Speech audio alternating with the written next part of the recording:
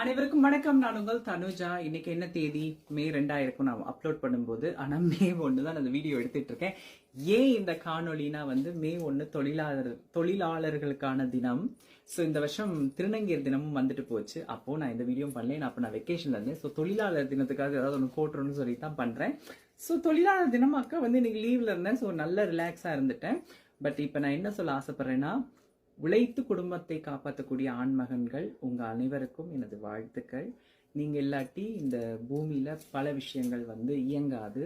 அதே நேரத்துல உங்களுக்கு ஈடு கொடுத்து உங்களுக்கு ஈடு இணையாக பெண்களும் கஷ்டப்பட்டு உழைக்கிறார்கள். ஒரு காலத்துல ஆண்கள் மட்டும்தான் வெளிநாடுகளுக்கு போய் உழைத்து கொண்டிருந்தார்கள். இன்னைக்கு ஆண்களுக்கு நிகராக பெண்களும் விமானத்தை எடுத்து தனது குடும்பத்தை காப்பாற்றுறதுக்காக விமானத்துல ஏறி பறந்து மொழி தெரியாத நாடுகள்ல போய் சாதனை புரிந்து குடும்பத்துக்கு சாப்பாடு போடுற பெண்களும் இருக்கிறாங்க.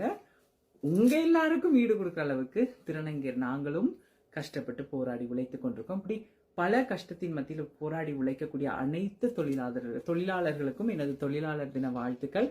குறிப்பாக எனது திருநங்கை சகோதரிகளே, கூட வேலை செய்யறவங்க திருமண லீவ்ல போவாங்க, நமக்கு அது இல்லை. கூட வேலை செய்யறவங்க கர்ப்பமாயிட்டு குழந்தை பெக்கிறதுக்காக லீவ் எடுத்துட்டு போவாங்க, நம்ம வாழ்க்கையில் அதுவும் கிடையாது. கூட வேலை செய்கிறவங்க பல கேள்விகளை நம்மளை கேட்பாங்க.